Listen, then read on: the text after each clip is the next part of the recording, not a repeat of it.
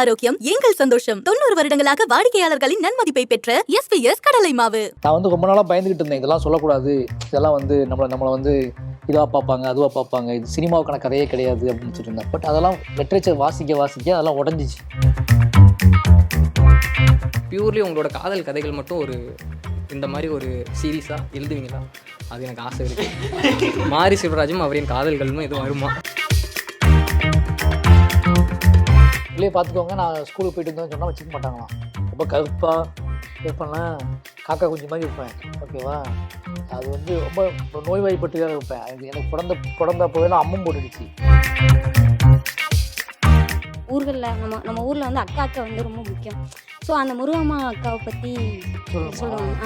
என்னோடய படங்களில் அக்காக்கள் முக்கியமான கேரக்டர் பண்ணுவாங்க. படம்லாம் பார்க்கும்போது எனக்கு அழுகையாக வருது. எனக்கும் அப்படி தான் வருது. ஆனால் சில பேர் சிரிக்கிறது, அதை பயங்கரமாக கொண்டாடுறாங்களே, நான் அழுகிறத பார்த்து. இல்லை, அழுகன்னா எவ்வளோ பெரிய படம் பண்ணாலும் ஒரு படம் நம்மளோட முழு உடல் மட்டும் இல்லை, எல்லாத்தையும் சரி பண்ணிக்கிறதுக்கு ஒரு படம் பண்ணணும். மறக்கவே நினைக்கிறேன் புத்தகம் வாச்சேன். அதில் உங்கள் காதலிகளை பற்றி நீங்கள் சொல்லியிருப்பீங்க. இது என் வாழ்க்கையில் ஒரு பெரிய திருப்பத்தை உண்டு பண்ணிருச்சு. நான் அதை வாசி நான் ஒரு ஆர்வ கலரில் என்னோட காதலிக்கிட்ட நான் சின்ன வயசுலேருந்து லவ் பண்ணவங்களை பற்றிலாம் நான் எழுத போகிறேன் அப்படின்னு சொல்லிட்டேன். சின்ன வயசுலேருந்து லவ் பண்ண அவங்கள பற்றி எழுத போகிறேன் அப்படின்னு சொல்லிட்டேன். அதனாலே அந்த பொண்ணு என்னோட முன்னாள் காதலி லிஸ்ட்டில் வந்துருச்சு. என்னையும் வச்சுக்கிட்டே நீ கதையெல்லாம் எழுதுறியா? சரி, அப்படி சூப்பர் தான்டா. முன்னாள் காதல் லிஸ்ட்டில் வந்துருச்சு அப்படின்னா உனக்கு புதுசாக ஒன்று ஓப்பன் ஆக போதில்ல. நீ உலகத்தில் இல்லை, அது வந்துருச்சு. அது ஓகே. அதுக்கப்புறம் 3 கடந்து போயிடுச்சு. இப்போ எனக்கு என்ன ஆசைனா, நீங்கள் இப்போ சம்படி ஆட்டம் உங்கள் வாழ்க்கையில் மறுபடி பேசுகிற கீழே கமெண்ட்டில் இதுக்கு தானே நாங்கள் சொல்கிறோம், நாடக கதைன்னு சொல்லுவாங்க. ஆமாம், இதுதான் நாங்கள் காப்பாற்ற, நீ புரிஞ்சுக்கோ, பார்த்துக்க, தூக்கி மாட்ட போப்பாண்டா. இல்லை பரவாயில்ல, அது பிரச்சனை இல்லை. நான் என்ன கேட்குறேன்னா, எனக்கு என்ன ஆசைனா, நீங்கள் சம்படி ஆட்டம் உங்கள் வாழ்க்கையில் நடந்தது அப்படியே எழுதிட்டீங்க. எனக்கு உங்களோட பியூர்லி உங்களோட காதல் கதைகள் மட்டும் இந்த மாதிரி ஒரு சீரீஸாக எழுதுவீங்களா? அது எனக்கு ஆசை இருக்குது. மாரி செல்வராஜும் அவரின் காதல்களும் எதுவும் வருமா? அப்படின்னா நீ அது பெண் மட்டும் தான் காதல் எப்படி நம்ப முடியும்? அதான் சொல்கிறேன், நீ வேற பெண்ணுக்கு ஏன் கொடுக்க? ஏன் ஆட்டுக்குட்டிக்கு எனக்கு காதல் தான். ஓகேவா? அதை நீ பிலீவ் பண்ணல. நான் அது எதுக்கு நான் அதிகமாக சந்தோஷப்பட்டிருக்கணும், எதை நினச்சி அதிகமாக சந்தோஷப்பட்டிருக்கணும், எதை நினச்சி நான் பயங்கரமாக அழுதுருக்கணும், எதை நினச்சி ஏங்கியிருக்கணும், யாரை பார்க்கறதுக்காக நான் துடிச்சிருக்கணும், அவங்க எல்லாருமேலையும் காதல் இருக்குடா. அதை நீ பிலீவ் பண்ணணும். அதை நீ நம்பினா தான் உனக்கு இதை கரெக்டாக ஹேண்டில் பண்ண முடியும். ஓகேவா? அப்போ பெண் மீது மட்டும் வரக்கூடியது மட்டும் தான் காதல்னு கிடையவே கிடையாது. நீ காதலிகள்னு சொன்னல, அதுக்குள்ளே எங்கள் வீட்டு ஆட்டுக்குட்டிலாம் இருக்குது. நான் பயங்கரமான சுரேஷ்னு ஒரு நாய் வளர்த்தோம் நாங்கள். அது அடிப்படை செத்து போச்சு. அது ரொம்ப நாள் டிஸ்டர்ப் பண்ணிச்சு. ஓகேவா? அதே மாதிரி ஒரு நாயை தேடி ரொம்ப நாள் அலைஞ்சிருக்கேன், வளர்க்கணும், திருப்பி வளர்க்கணும்னு சொல்லி. அதே மாதிரி அதோட வால் எப்படி இருக்கும், முகம் எப்படி இருக்கணும், பாடி டபுள் மாதிரி அப்போயே நான் யோசிச்சிருக்கேன். இதே மாதிரி ஒரு நாய்க்குட்டியை தூக்கிட்டு வான்னு சொல்லிட்டு நிறைய எங்கெல்லாம் நாய்க்குட்டின்னு அங்கே நாய்க்குட்டி இருக்கு, அங்கே நாய்க்குட்டி பண்ணல, அப்போல்லாம் போய் அதே கலரில் வெள்ளை கலரில் அந்த வாலில் செங்காமட்டை சின்னதாக பொட்டு வச்ச ஒரு நாய்க்குட்டி இருக்கான்னு தேடி தேடி பார்த்துருக்கேன். நான் நம்பினேன் ஏதோ ஒரு நாய்க்குட்டி பிறக்கும் அப்படின்னு சொல்லி. ஓகேவா? அது பயங்கரமான லவ் தானே அது. கண்டிப்பாக புரியுது உனக்கு? அப்போ ஒரு உயிரின் மீது, ஒரு சக உயிரின் மீது உனக்கு பயங்கரமான ஒரு உணர்ச்சி இருக்குன்னா அதுக்கு பேர் தான் காதல். ஆனால் வணக்கண்ணே, எனக்கு தென்காசி பக்கத்தில் ஐயாயிரம். என்னோட கேள்வி என்னென்னா, இப்போது நீங்கள் இந்த லாஸ்ட்டு எபிசோடில் சம்படி ஆட்டத்தில் முருகம்மா அக்கா எழுதியிருப்பீங்க. இப்போ எனக்கும் 2 தம்பிங்க இருக்காங்க. அவங்க எனக்கு என்னென்னா, மாரி செல்வராஜை விட அவங்க அண்ணங்களை விட அக்கா மாரி செல்வராஜை எப்படியாவது கொண்டு வரணும், இந்த கையில் ஒரு கணக்கு புக்கு வச்சுட்டு இந்த சைடில் பைபிளை வச்சுட்டு கொண்டு வரணும் அப்படின்னு நினைக்கிற முருகம்மா அக்காவை நீங்கள் ஏன் அந்த முருகம்மா அக்கா இன்றைக்கி நிறைய பேர் இருக்காங்க ஊர்களில். நம்ம ஊரில் அக்கா ரொம்ப முக்கியம். ஸோ அந்த முருகம்மா அக்காவை பற்றி சொல்லுவாங்க. என்னோட படங்களில் அக்காக்கள் முக்கியமான கேரக்டர் பண்ணுவாங்க. கர்ணனில் ஒரு அக்கா இருப்பாங்க. ஓகேவா? வாழையில் ஒரு அக்கா இருக்காங்க. ஓகேவா? ஏன் அப்படின்னா, இன்னும் சொல்லப்போனால் எங்கள் அக்கா தான் எனக்கு முதல் காதலின்னு சொல்லலாம். சின்ன வயசுலேருந்து நான் பிறந்தப்போவே எங்கள் வீட்டில் விவசாய வேலைக்கு போயிடுறதுனால அம்மா அப்பாலாம் வேலைக்கு போயிடுவாங்க. அப்போ அக்கா ஸ்கூல் கொண்டு போவாங்களாம். என்னைய ஸ்கூலுக்கு கொண்டு போய் சின்ன வயசில் அவள் 5th ஸ்டாண்டர்ட் படிக்கும் போது என்னை ஸ்கூலுக்கு கொண்டு போயிருக்கா. ஸ்கூலுக்கு கொண்டு போய் தொட்டில் கட்டி போட்டு பார்ப்பாங்களாம். யாருமே நீ வச்சுக்க மாட்டாங்களாம். சும்மா பிள்ளையை பார்த்துக்கோங்க, நான் ஸ்கூலுக்கு போயிட்டு இருந்தேன்னு சொன்னால் வச்சுக்க மாட்டாங்களாம். ரொம்ப கருப்பாக இருப்பேன்னா, காக்கா குஞ்சு மாதிரி இருப்பேன். ஓகேவா? அது ரொம்ப நோய்வாய்ப்பட்டு இருப்பேன். எனக்கு பிறந்தப்போவே அம்மம் போட்டுடுச்சு. முகம்லாம் ஒரு மாதிரி இருக்கும், ஒரு மாதிரி இருக்கும்போது யாருமே வச்சுக்க மாட்டாங்களாம். அப்போ யாருமேனா என் சொந்தக்காரங்களே சொல்கிறேன், நான் ரிலேஷன் வச்சுக்க மாட்டாங்க, உன் தம்பியும் வச்சுக்க முடியாது அப்படின்ட்டுருவாங்களாம். அப்போ இவ தூக்கிட்டே போய் 5th ஸ்டாண்டர்ட் படிக்கும்போதுலேருந்து தொட்டில் கட்டி பக்கத்தில் தூங்க வச்சுட்டு தான் ஸ்கூலில் உட்காந்துட்டு இருப்பாங்க. அப்போ அன்னையிலேருந்து எனக்கு வந்து இந்த கதையில் அன்னையிலேருந்தே என் மேலே ஒரு நம்பிக்கை இருக்குல்ல, நம்ம தம்பி அப்படிங்கிறதுல வந்து பயங்கரமான அவ்வளோ பாவர்ட்டி, அவ்வளோ கஷ்டத்துலேயுமே வந்து என்னை பாதுகாத்துன்னு இருக்குல்ல, அது வந்து எனக்கு புரியுது நல்லாவே. அது நான் லா காலேஜ் வரைக்குமே அதை அனுபவிச்சிருக்கேன். எப்போல்லாம் பெரிய பிரச்சனை வருது, யார்ட்டையும் சொல்ல முடியாத நான் தப்பு பண்ணுறனோ, அந்த தப்பை முதல் ஆளாக சொல்லக்கூடிய ஆளாக எங்கள் அக்கா இருந்தாள். அங்கே போய் நைஸாக சொன்னோம்னா கொஞ்சம் ரிலீஃப் ஆகும். நம்ம பண்ணக்கூடிய பெரிய தப்பை வந்து முதல்ல யார்கிட்ட சொல்லலாம் அப்படின்னா அக்காட்ட போய் சொல்லலாம் அப்படின்னு சொல்லி நைஸாக போய் அவள் பக்கத்தில் படுத்து அது கொஞ்சம் நேரம் அப்படியே ஒரு மாதிரி இருந்துச்சு. அப்போ எங்கள் அக்கா வந்து இன்னும் ரொம்ப என்ன சொல்கிறது, அவருக்கு வந்து கர்த்தர் ரொம்ப பிடிக்கும். அப்படிங்கிறனால கர்த்தர் பிடிக்காதவன்னா நம்ம இன்னும் ஒரு லாஜிக் இருக்குல்ல, பாவம் மன்னிப்பு கொடுத்துருவாங்க அப்படின்னு சொல்லி அப்போ வந்து ஆமாம் சிலுவையில் போய் அரேஞ்ச் வேண்டியதை அமைச்சுட்டு போய் அவர்கிட்ட பேசுவேன். அதனால் இன்றைக்கி நான் நிறைய விஷயங்களை வந்து என்னோட தவறுகளை ஒத்துக்கொள்ள ஆரம்பித்ததே எங்கள் அக்காவின் வழி தான். அவளுக்கு மட்டும் சில உண்மைகள் தெரியும். இன்னும் எனக்கும் அவளுக்கும் உண்மையை தாண்டி எங்கள் வீட்டுக்கு தெரியாத உண்மை நிறைய இருக்குது. எங்கள் வீட்டுக்கு தெரியாத நிறைய உண்மைகள் எங்கள் அக்காவுக்கு மட்டும் தெரியும் என்னை பற்றி. அவள் இன்றைக்கி வரைக்கும் அதை மெயின்டைன் பண்ணுறான்.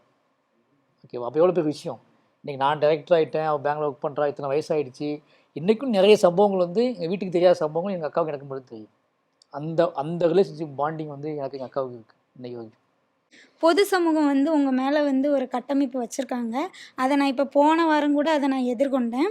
என்ன அப்படின்னா, எங்கள் ப்ரொஃபஸர் வந்து ஒரு பொதுவாக வந்து கிளாஸில் வந்து பாடம் நடத்திட்டு இருக்கும்போது இந்த மாதிரி வந்து சாதிய வன்முறை வந்து இந்த இந்த பரியரும் பெருமாள் படம் எடுத்ததுக்கு அப்புறத்துலேருந்து தான் அதிகமாகுதுன்ற குற்றச்சாட்டை வந்து வச்சாங்க. அப்போ எனக்கு உடனே ரொம்ப கோபம் வந்துட்டு, நான் உடனே இல்லையா அப்படிலாம் இல்லையே, நம்ம ஒரு பார்வையில் பார்த்தா இவனும் ஒரு பார்வையில் பார்த்துட்டு இருக்கானோ அப்படின்ட்டு எந்திரிச்சிட்டேன். ஆமாம் எந்திரிச்சிட்டேன். அதாவது நான் வந்து சொல்கிறேன், சார் இந்த மாதிரி நீங்கள் வந்து ஒரு இவ்வளோ 30-40 பேர் இருக்க கிளாஸில் இப்படி வந்து ஒருத்தர் மேலே நீங்கள் வந்து இப்படி ஒரு அக்யூசேஷன் வைக்கிங்க, இது பசங்க மத்தியில் எப்படி போகும்? ஆனால் அவர் வந்து அப்படிலாம் அவர் எடுக்கலை. நீங்கள் நினைக்கிற மாதிரி அவர் எடுத்ததுனால தான் சாதிய வன்முறைகள் வந்து அதிகமாகுதுன்னு கிடையாது. அதுக்கு முன்னாடியுமே நடந்திருக்கு. இப்போ உள்ள சோஷியல் மீடியாவால் அது வெளியே தெரியுது. சொல்கிறது உண்மைதான். அது எப்படி உண்மையாக இருக்கும்? அதுக்கு முன்னாடி நடக்கல. அவள் என்ன சொல்கிறான்னு உனக்கு தப்பாக கன்வே ஆகிட்டேன். சாதியை பற்றியான டிஸ்கஷன் ஸ்டார்ட் ஆகிருக்கு. அந்த டிஸ்கஷன் அவங்களுக்கு பிடிக்கல. புரியுதா? ஒரு சாதாரண பையனுமே படங்கள் சினிமாக்கள் பார்க்குறது வழியாக சாதியை பற்றி புரிஞ்சுக்கிறான். ஆனால் நான் எப்படி அதை புரிஞ்சுக்கிட்டோம்னா, அவர் ஒரு ஒடுக்கப்பட்ட மக்களை வந்து இப்படிலாம், ஏன்னா நிறைய பேருக்கு தெரியாது நம்ம இப்படி ஒரு வழியில் இருக்கோன்றதே.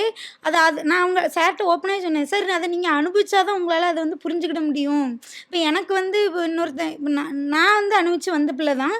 ஸோ எனக்கு வந்து அந்த படத்தை வந்து எப்படி புரிஞ்சுக்கிடணுன்ற புரிதல் இருக்குது. அவங்க வந்து இப்போ நீ அதை பேசுகிறல்ல, நீ பெரிய விமல் பார்த்துட்டு உங்கள் ப்ரொஃபஸரை எடுத்து பேசுகிறல்ல, இதுதான் பிரச்சனை. உங்களுக்கு புரியுது? உங்களுக்கு இப்போ பெரிய பார்த்துட்டு இல்லை அப்படி அந்த படம் அப்படி சொல்லலைன்னு சொல்கிறல்ல, இதுதான் உங்களுக்கு டிஸ்டர்பன்ஸ் ஆகுது. இதான் பற்றியா, இதான் அதிகமாகிட்டு பற்றியா அப்படின்னு சொல்லுவாங்க. ஏன்னா ஒரு டிஸ்கஷன் ஸ்டார்ட் ஆகிருக்கு நெக்ஸ்ட் ஜென்ரேஷன்கிட்ட. ஒரு டிஸ்கஷன் ஜாதி என்னென்னா பிரச்சனை அது. அவங்க ஜாதியை பற்றி பேசக்கூடாதுன்னு சொல்லலை, அவங்க வார்த்தை தான் பேசக்கூடாதுன்னு சொல்கிறாங்க. அவங்களுக்கு ஜாதியை பற்றி டிஸ்கஷன் வேண்டாம்னு சொல்கிறாங்க. டிஸ்கஷன் அப்படிங்கிறது ரொம்ப ஆரோக்கியமானது. உலகத்தின் மிகச்சிறந்த ஆயுதம் டிஸ்கஷன் அப்படிங்கிறது. ஏன்னா பேசும்போது யாரோ ஒருத்தங்க தெளிவடைஞ்சிட்டே வருவாங்க. சுபாஷ் தென்காசிலேருந்து அவர் சொன்னார், உன் படம்லாம் பார்க்கும்போது எனக்கு அழுகையாக வருது. எனக்கும் அப்படி தான் வருது. ஆனால் சில பேர் சிரிக்கிறது அதை பயங்கரமாக கொண்டாடுறாங்களே, நான் அழுகிறத பார்த்து. அப்போ இனிமேல் நீங்கள் அதுதான் ரியாலிட்டியை தான் காமிப்பீங்களா இல்லை வேறு மாதிரி?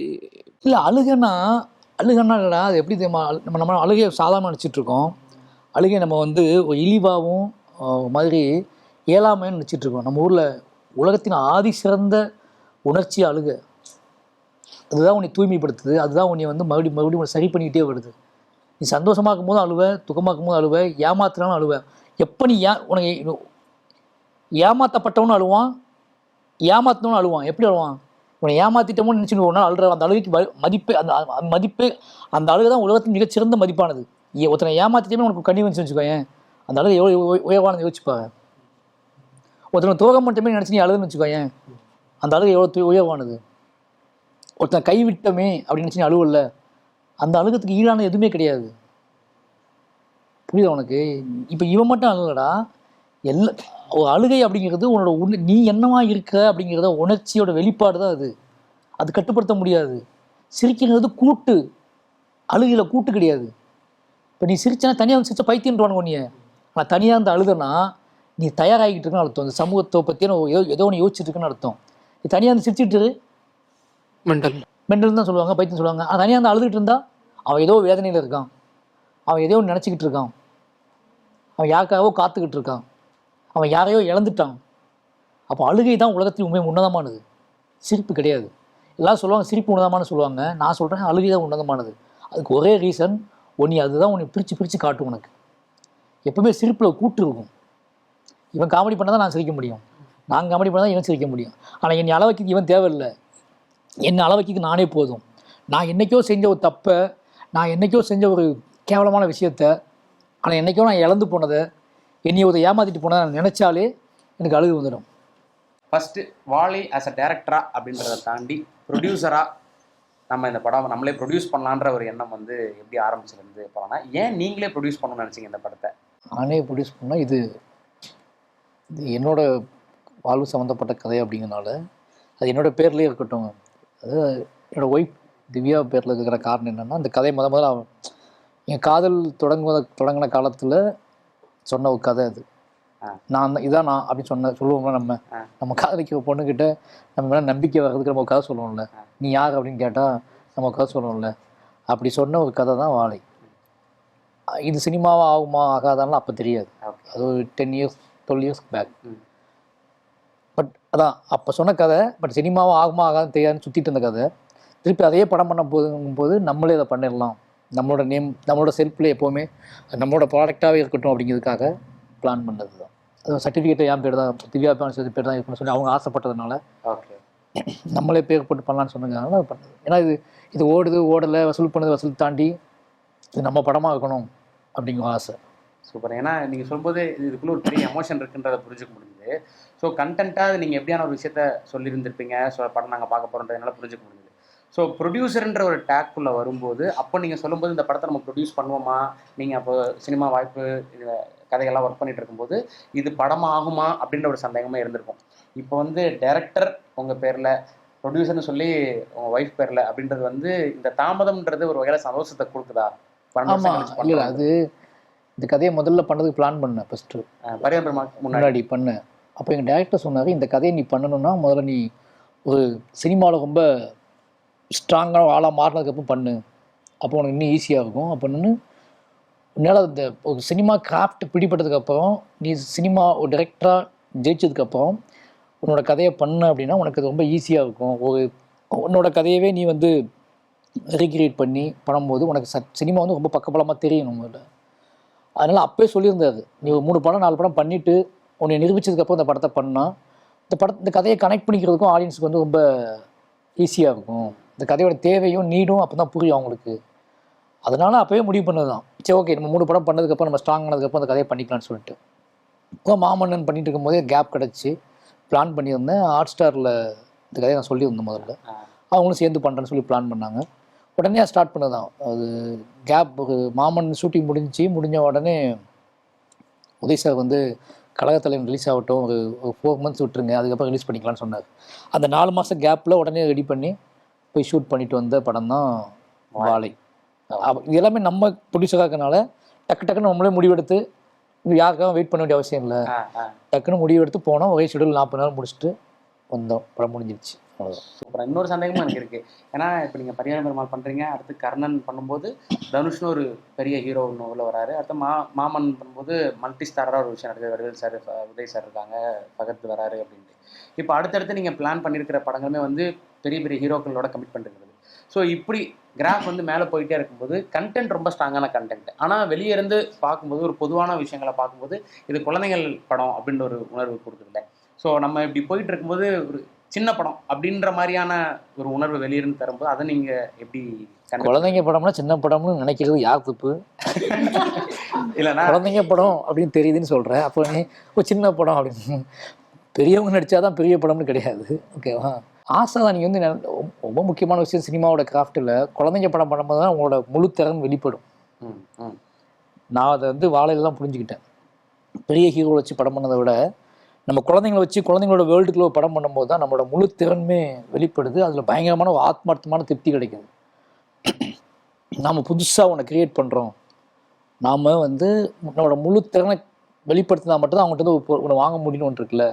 ஒரு டிரெக்டராக நம்ம நம்புறதுக்கு சரியான களம் அப்படிங்கிறது குழந்தைங்களோட உலகத்துக்குள்ளே போயிட்டு அதுக்கு அங்கே கன்வின்ஸாக படம் பண்ணுறது.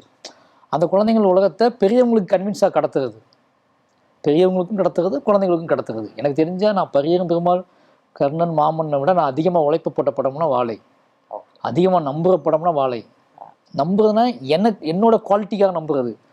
நாளைக்கு நான் இல்லாமல் சினிமாவில் இல்லாமல் போனால் கூட வாழை தான் என்னோட பேரை சொல்லும் அப்படிங்கிறது நான் உறுதியாக நம்புவேன்.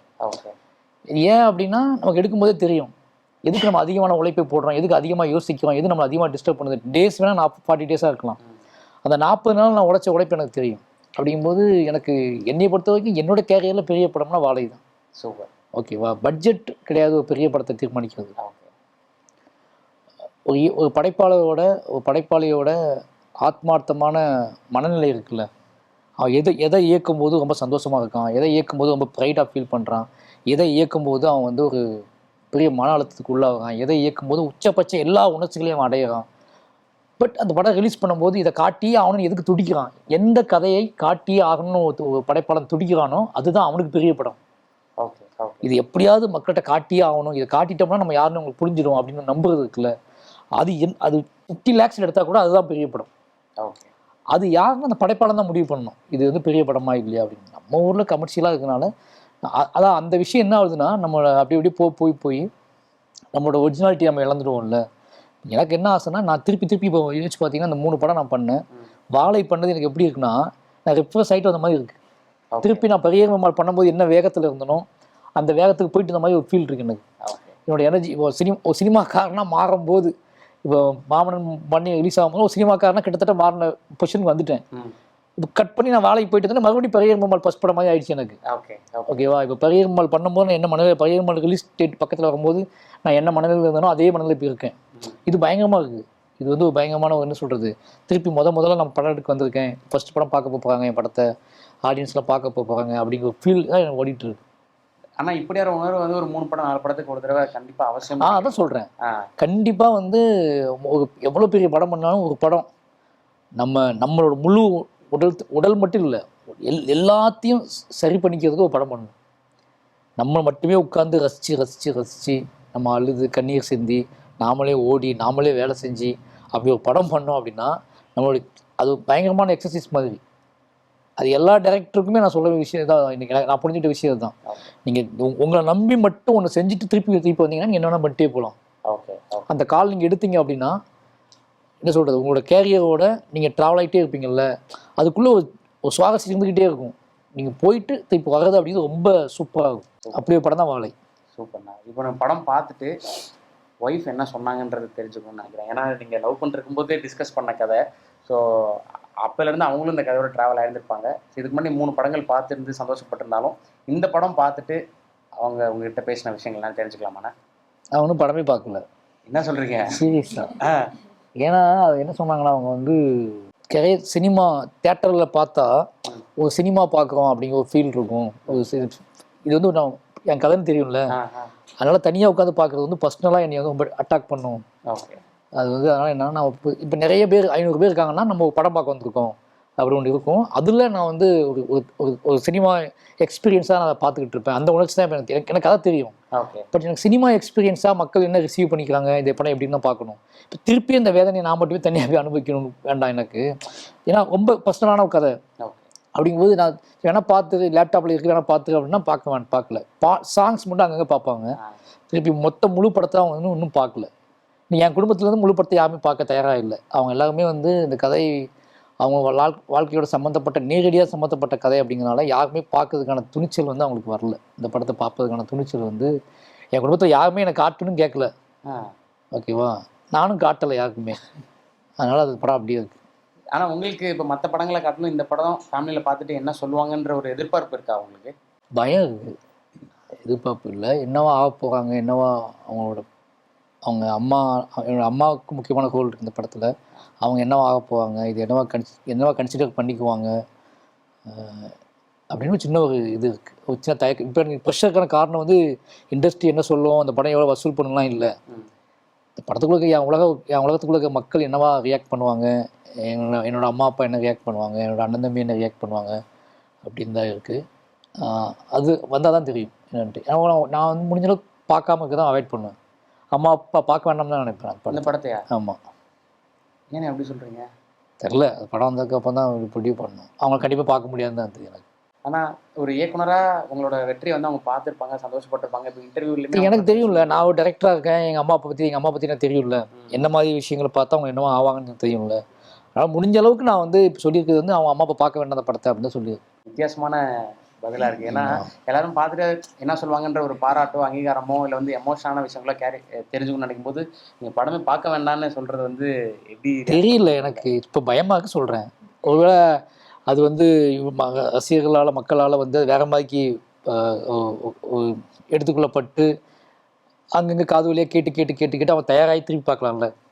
இதுதான் கதைன்னு தெரிஞ்சு தயாராகி இப்படி எடுத்துக்கலாம் தயாராகி ஒரு 10 days கழிச்சு அவங்க தயாராகிடுவாங்கல்ல, அப்போ பார்த்தா ஓகே. சடன்லியாக போய் பார்க்கறதுக்குல அது வேணான்னு சொன்னேன். நிஜம்ன்ற வார்த்தை நீங்கள் படங்கள்லையுமே சரி இன்டர்வியூலுமே நிறைய இடங்களில் நிஜம் நீங்கள் லைஃப்பில் பார்த்த சம்பவங்கள் பார்த்த மனிதர்கள் தான் நீங்கள் உங்களோட கதைகளை எல்லாமே நீங்கள் ப்ளேஸ் பண்ணுறீங்க, அதுதான் படமாகவும் வருது. ஸோ இந்த வாழை படமே அந்த மாதிரியான ஒரு உண்மை சம்பவம் உங்களுக்கு நெருக்கமான ஒரு விஷயம் தான் வந்து படத்தில் எடுத்திருக்கீங்க அப்படின்றது புரியுது. மாரி செல்வராஜ் இஸ் ஈக்குவல் டு நிஜம், இந்த மாரி செல்வராஜ் நிஜம், இந்த 2 வார்த்தைகளை நான் பேலன்ஸ் பண்ணணும் நீங்கள் பேசினா நல்லா இருக்கும்னு நினைக்கிறேன். மாரி செல்வராஜ் எது கதை, எது வந்து லிட்ரேச்சர், எது படைப்பு அப்படிங்கிற கன்ஃபியூஷனாக இருக்கும்போது, எது உங்ககிட்ட உங்ககிட்ட வந்து சுமையாக ஒன்று இருக்கும்ல, ஒன்று சுமையாக இருக்கும், இன்னொன்று அதிகபட்ச சந்தோஷமாக இருக்கும், இல்லை ஒரு ரகசியமாக இருக்கும், இல்லை குற்றமாக இருக்கும். இப்படி ஏதோ ஒன்று எல்லா உணர்ச்சியிலும் அதிகபட்சமாக ஒன்று இருக்கும்ல, அதுதான் அப்படின்னு எனக்கு சொல்லப்பட்டுச்சு. என்னுடைய டைரக்டர் வந்து எனக்கு சொன்னார், இதுதான் படைப்புனா என்ன, எது கதைனா என்ன அப்படின்னு கேட்கும்போது, கதைன்னா என்ன சார் அப்படிங்கும்போது நம்ம பார்த்த சினிமாக்கள் நினச்சிட்டு இருக்கோம்ல, அது இல்லை. உனக்குள்ள எது வந்து இதை சொன்னால் நீ சந்தோஷப்படுவ, நீ அதாவது படைப்பாளன் இதை சொன்னால் நீ சந்தோஷப்படுவ, இதை சொன்னால் உன்னோட சுமை குறையும், இதை சொன்னால் நீ கொஞ்சம் உயர்வான இடத்துக்கு போவ, இதை சொன்னால் நீ வந்து என்ன சொல்கிறது உன்னைய புரிஞ்சிக்க முடியும் அப்படின்னு எதெல்லாம் தோணுதோ அதெல்லாம் தான் படைப்பு. அப்போ அதிகபட்சம் என்ன உங்ககிட்ட நீ வந்து ஒரு படைப்பை வந்து அப்போ இதெல்லாம் மூலமாக என்னன்னு பார்த்தா நிஜம், உன்ட்டு என்ன நிஜமாய் ஒன்று எது நிஜமாக இருக்கோ அதை நீ அடுத்தவங்களுக்கு கடத்தும் போது, அதை ஒரு படைப்பாக மாற்றும் போது உனக்கே புரிஞ்சு, அப்போ நீ இலகுவாயிடுவேன் அப்படின்னு சொன்னதுனால நிஜம் எதுவாக நம்மளால் நான் வந்து ரொம்ப நாளாக பயந்துக்கிட்டு இருந்தேன், இதெல்லாம் சொல்லக்கூடாது, இதெல்லாம் வந்து நம்மளை வந்து இதாக பார்ப்பாங்க அதுவாக பார்ப்பாங்க, இது சினிமாவுக்கான கதையே கிடையாது அப்படின்னு நினச்சிட்டு இருந்தேன். பட் அதெல்லாம் லிட்ரேச்சர் வாசிக்க அதெல்லாம் உடஞ்சி இல்லை இதுதான் சொல்லணும், இது ஏற்றுக்கொள்ளப்படுமா படாதாங்கிறது அப்புறம், பட் சொன்ன திருப்தி உனக்கு இருக்கணும் அப்படின்னு சொல்லி தான் ஆரம்பித்தது. அப்படி தான் அந்த ஜேர்னி போயிட்டுருக்கு, என்னோடய ஜேர்னி. அப்போ நிஜம்ங்கிறதுக்கான வேல்யூ என்னன்னா என்னோடய புரிதல்னு ஒன்று வருது. நான் அன்றைக்கி என்ன நிஜத்தில் இருந்தேன், இன்றைக்கி நிஜத்தில் இருக்கணும் இல்லை. ஒரு படைப்பாளனுக்கு என்ன நினைப்பேன்னா, நான் இந்த படங்களெல்லாம் நான் வந்து ஒரு 10 வருஷம் கழித்து பார்க்குறேன், அல்லது என்னோடய ஓய்வு காலத்தில் பார்க்குறேன்னா அன்றைக்கி நான் என்னவா இருந்துக்கிற ஒரு நிஜம் அது, என்னோடய அறிவு என்னவா இருந்திருக்கு, இந்த சமூகத்தை பற்றி என்னோடய புரிதல் என்னவா இருந்திருக்கு, காதலை பற்றி, பெண்களை பற்றி, குழந்தைகளை பற்றி, இல்லை நண்பர்களை பற்றி, அல்லது என்னை பற்றி எனக்கு என்ன புரிதலாக இருந்துக்கு, என்ன புரிதலாக நான் வச்சுருந்துக்கேன் அப்படிங்கிறத நான் ஒரு 60 வருஷம் கழிச்சு 60 வயசில் பார்க்கணும்னு வச்சுக்கோங்களேன். அன்றைக்கி நான் வேற ஒரு மைண்ட்செட்டில் இருப்பேன். ஓகேவா? அப்போ இந்த படங்கள் மட்டும்தான் எனக்கு வந்து இப்படி இருந்திருக்கேன், நான் இப்படி யோசிச்சிருக்கேன் அப்படிங்கிறதுக்கு ஒரே எவிடன்ஸ் என்ன அப்படின்னா என்னோடய படங்கள் தான் இருக்கும். ஒரு ரைட்டருக்கு அவனோட நாவல்கள், கதைகள், ஏன்னா அதுக்குள்ள தான் அரசியல் இருக்குது. என்னோட அரசியல் எப்படி இருந்துச்சு அப்படிங்கிறதுமே நான் வந்து 60 வயசில் மாறலாம். ஓகே, எனக்கு தெரியாது. நான் அந்த 60 வயசுல நான் எனக்கு 60 வயசு ஆகும்போது நான் என்னவா மாறப்போன்னு எனக்கு தெரியாது. என் குழந்தைங்களின் வழியாக நான் வேற உலகத்துக்கு போகலாம், அல்லது என்னோட கிரியேட்டிவிட்டின் வழியாக நான் அதில் உச்சத்துக்கு போகலாம், அல்லது எங்கள் அம்மா அப்பா அல்லது இந்த நடக்கிற சமூக பிரச்சனைகள்லாம் வச்சு நான் எப்போ எதுவுமே வேண்டாம்பா அப்படி இடத்துக்கும் போகலாம். எங்கே போனாலும் நான் என்னவா இருந்தேன் அப்படின்னு ஒன்று இருக்குல்ல. இப்போ நிறையவே இங்கே வந்து பயங்கரமான ஒரு ஆக்டிவிட்டிஸாக இருந்திருப்பாங்க, ஃபைனலி சாமியாராக இருப்பாங்க போய், ஓகேவா, கடவுள் மறுப்பாளராக இருந்திருப்பாங்க, திடீர்னு பார்த்தா ஒரு கடவுளுக்கு போய் பிரச்சாரம் பண்ணிகிட்டு இருப்பாங்க. அப்போ நம்ம என்னவா போய் சேர போகிறோம் நமக்கு யாருக்குமே தெரியாது. பட் திரும்பி பார்க்கும்போது நம்ம என்னவா இருந்திருக்கோன்னு ஒன்று தோணும், ஓகேங்களா. அப்போ சின்ன கில்ட்டியோட தான் வாழ்ந்துட்டு இருப்பாங்க எல்லாருமே. இப்போ நான் என்னவா இருந்திருக்கேன் அப்படிங்கிறத நான் புரிஞ்சுக்கிறதுக்கும் என்னோட சந்ததி புரிஞ்சுக்கிறதுக்கும் ஒரு நிஜத்தை கிரியேட் பண்ணுறோம்ல, ஒரு தடத்தை பதிக்கிறோம்ல, அப்படியாப்பட்டது தான் என்னோட கதைகள். சூப்பர்ண்ணா. ஏன்னா நீங்கள் சொன்ன மாதிரி இது நம்மளால ப்ரிடிக்ட் பண்ண முடியாத நம்ம எப்படியான விஷயங்கள் இருக்கும் இத்தனை வருஷம் கழிச்சுன்றது. பட் ஒரு ஆசையோ ஒரு எண்ணமும் இருக்கும்ல, இப்படி இருந்தால் நல்லாயிருக்கும் அப்படின்ட்டு. இப்போது படங்கள் பண்ணணும், உங்களோட கதைகளை நீங்கள் சொல்லணும்னு ஆசைப்பட்டீங்க, அதை நீங்கள் பண்ணிட்டுருக்கீங்க. ஸோ நீங்கள் சொல்கிற அந்த 60 வயசுன்னு எடுத்துக்கலாமே, அப்போ வந்து நீங்கள் எப்படியான ஒரு சூழ்நிலை இருக்கணும்னு நீங்கள் ஆசைப்படுறீங்க? எந்த கதையும் தங்கிடக்கூடாது சொல்லாமல். ஓகே. ஐயோ இது சொல்லாமல் விட்டோமே அப்படிங்க ஏக்கம் வந்துடக்கூடாது. ஓகே. அந்த ஸ்டேஜுக்கு போகிறதுக்குள்ளே எல்லா கதையும் சொல்லிடணும். என்னென்ன கதைலாம் நம்மகிட்ட இருக்கோ அதெல்லாம் படமாக தான் சொல்லணும்னு அவசியம் கிடையாதுங்க. நம்ம என்ன நினச்சிட்டோம், சினிமா தான் எடுக்கணும்னு நினச்சிட்டு இருக்கோம், கதைனா சினிமா நினச்சிட்ருக்கோம். அதை எழுதி வைக்கலாம், அதை வந்து நாவலாக எழுதலாம், சிறுகதை எழுதலாம், கவிதையாக கூட எழுதலாம். ஏதாவது ஒன்றாவது அதை இறக்கி வச்சிடணும் அப்படிங்கிறதும் இருக்குது எனக்கு. ஃபைனலி ஒன்றுமே பண்ண முடியாத காலத்தில் ஐயோ இதை மட்டும் சொல்லாமல் விட்டோமே அப்படின்னு தோணவே கூடாது. ஓகே. இப்போ எழுத முடியாமல் காலம் வரலாம், முதிர்ச்சி வரலாம், ஓகேவே பேச முடியாத காலத்துக்கும் வரலாம், கண்ணு தெரியாத காலத்துக்கும் நம்ம போகலாம். அன்னைக்கு நமக்கு ஒரு ஏக்கம் தங்கிடக்கூடாது. அந்த இது மட்டும் எனக்கு இருக்குது மைண்டுக்குள்ளே. மகிழ்ச்சினா வாழை வந்து ஏன்னா நீங்கள் சொன்ன மாதிரி ஒரு எமோஷனலான விஷயமா இருக்க போகுதுன்றது புரிஞ்சுக்க முடிஞ்சது. ஸோ ஒரு கம்ப்ளீட் ஒரு எமோஷன் நிறைஞ்ச ஒரு படமாக இருக்க போகுது. ஸோ எல்லாரும் வந்து படத்தை பார்க்கறதுக்கு ரொம்ப ஆர்வமாக இருக்காங்க, நாங்களும் ரொம்ப ஆர்வமாக இருக்கோம். அடுத்தடுத்து சில லைனப்புகள்லாம் பேசப்படுது, அதுவும் நடக்கணும் அப்படின்றது விருப்பம். நடக்கணும் எங்கடா போகுது. ஸோ நீங்கள் நினச்சதை விட நீங்கள் பண்ணிட்டு இருக்க ப்ராஜெக்ட்ஸு இப்போ வாழை, பைசன் அடுத்தடுத்த பதிவு எல்லாமே சக்ஸஸ் ஆகிறதுக்கு வாழ்த்துக்கள்லாம். நன்றி எல்லாத்துக்கும் நன்றி. ஓகேவா, சூப்பர், நன்றி. உங்கள் ஆரோக்கியம் எங்கள் சந்தோஷம். 90 வருடங்கள் 5 தலைமுறைகள் என்றும் வாடிக்கையாளர்களின் நம்பிக்கையை பெற்ற SPS கடலை மாவு.